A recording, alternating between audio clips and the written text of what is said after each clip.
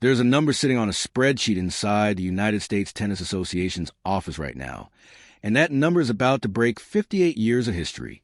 Nobody has announced it. Nobody has put it on a banner.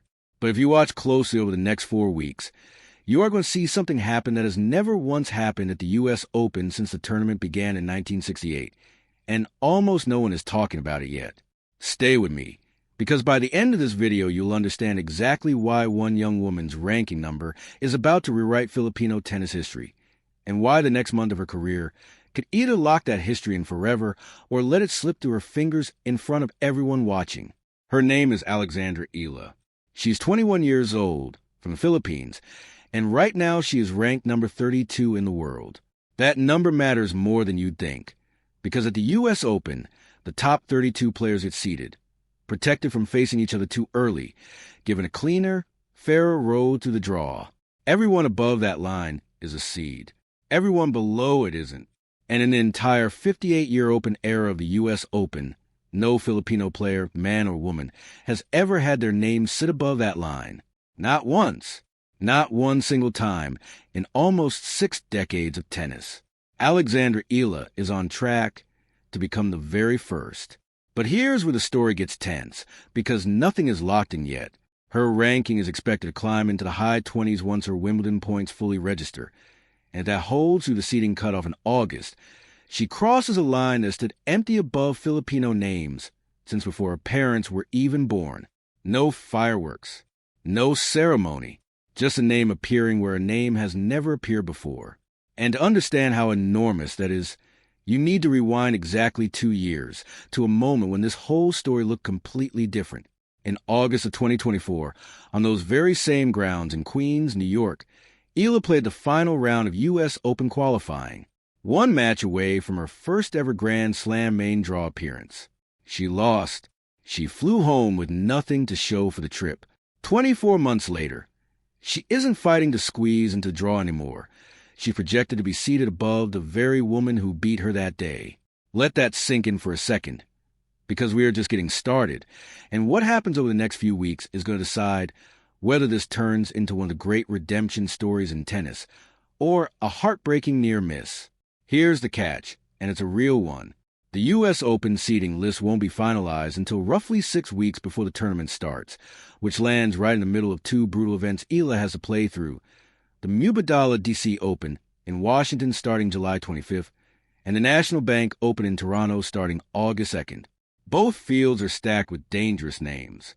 And clustered within just a few ranking spots of Eala right now are players like Emma Raducanu, Elena Rybakina-level competitors ready to jump the second she stumbles. So this isn't a guaranteed victory lap. It's a lead she has to protect match by match in front of the entire tennis world before you get too nervous for her.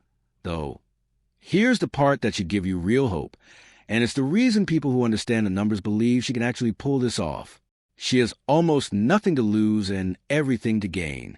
Last summer, in these same 2 tournaments, she lost early and even skipped one with an injury, which means her ranking points from last year were already low. Any decent result now is pure upside. A single strong week could push her past a career high she's already touched once this year. That's the tension driving this entire story. Not a rival, not a villain, just a narrow window she has to walk through without tripping. And if you're wondering whether this is just hope talking, it isn't. The evidence is already there, and it stacks up fast. Eala started this year ranked over 100 spots lower than she is now. She hit a career-high ranking in March after reaching the 4th round at Indian Wells. Her clay court season was shaky. Early losses in Madrid, Paris, and Rome, but she never fell out of the top 50. And once the grass season began, everything changed. She won a title in Birmingham. She reached the semifinals in Berlin, beating 2 top 10 players along the way. And she walked into Wimbledon 2 weeks ago as a 29th seed, which made her, right then, the first Filipino singles player ever seeded at any Grand Slam in history. So this U.S. Open projection isn't some wild leap of faith. It's a continuation of a line she has already crossed once before on grass in front of the whole world. Now, here's the moment that changed everything, the moment you need to see to really understand what's coming. On the 4th of July on Wimbledon Center Court, Eala faced a defending champion, the world number 3, a 5-time Grand Slam winner. The first set alone lasted 90 minutes and went to tiebreak, which Eala won. Her opponent later admitted, in her own words, that Eala's unusual serve was simply harder to read than most players. The second set was over in just over half an hour.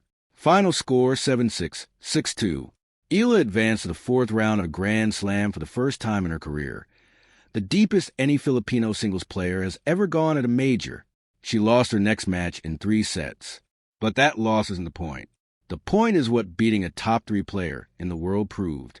Her ranking isn't the ceiling of what she's capable of anymore. It's the floor. And if that doesn't give you chills, wait until you hear the next part, because this is where the story stops being about numbers entirely. Every major chapter of Alexandra Eala's career has happened on this exact same patch of ground in Flushing, New York. In September 2022, she won the U.S. Open Girls Singles title there, becoming the first Filipino to win any junior Grand Slam at just 17 years old. In August of 2024, on that same court, she lost a qualifying match that sent her home empty-handed. In August of 2025, back on that same court, she made her first Grand Slam main draw appearance as a professional and won her first round match, becoming the first Filipino to ever win a main draw match at a major in the modern era. And now, in August of 2026, if the ranking holds, she walks back onto that same property as its first ever seeded Filipino competitor. For August, one court. That is not something anybody scripted. That is a story writing itself into a single piece of land over and over again. And because of how much weight this moment carries, it means something extra when people who have actually stood on that court in that final describe what they're watching. A former U.S. Open finalist and world number 4 commentating the Wimbledon match said, on air, that he believed he was watching someone who could one day win the whole tournament and reach the top 5 in the world. He followed up afterward, saying her mentality reminds him of Rafael Nadal. Never say die, finds a way, gets the job done. A 22-time Grand Slam doubles champion sitting beside him, herself a former U.S. Open finalist, said she almost couldn't believe what she just watched. 2 people who have stood in a U.S. Open final themselves, saying this on the record in the same week. That is not hype. That is a professional read from the only people whose opinion actually carries weight on that court. Here's why this milestone hits even harder than the raw numbers suggest. Before the modern era, only one Filipino player ever left a real mark at the Grand Slams, a man barely 5 feet tall, who reached the French quarterfinals in the early 1950s, widely considered the greatest Filipino player of his generation. But that was before the Open era even began. From 1968 until this year, not one Filipino player, man or woman, has ever been a seeded singles competitor at a Grand Slam. Wimbledon this year was the first crack in that 58-year wall. The U.S. Open, if this holds, would be the second, and would happen on the exact court where this entire journey started, stumbled, and turned around.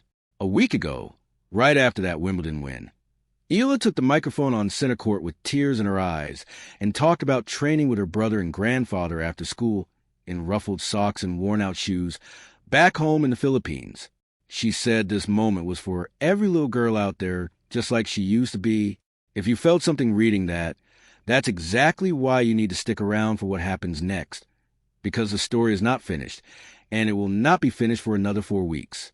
Because 2 days after that emotional high, Eala lost her next match in 3 tight sets to a player she had actually beaten earlier this year, which made the loss sting even more. She said afterward that she faced it head-on and stayed in control of her emotions, and that she walks into every match believing she can win it. Now she's back home for a short break before a fan event, and then straight into Washington, then Toronto. The 2 tournaments that will decide everything. The seed line either holds or it slips. And if you want to know which one happens, you cannot look away from what's coming next. 24 months ago, on this exact stretch of the calendar, she was a qualifying round loser flying home with nothing. 4 August on the same court have taken her from junior champion to heartbreaking near miss to historic breakthrough to, barring a total collapse nobody is predicting, the first seeded Filipino player to ever walk into a U.S. Open main draw. Later this summer, she's scheduled to appear alongside some of the very best young players in the sport, publicly named by the tournament itself as the future of the game. That is the room she is standing in right now. If this story means something to you, if you want to be there the moment that line actually gets crossed, or watch in real time if it slips away in Washington or Toronto, hit subscribe right now and turn on the notification bell, because I promise you, you do not want to find out what happens in these next 4 weeks secondhand. This is a story still being written in real time, and we are going to be there for every single match of it. So subscribe, stay close, and let's watch history happen together.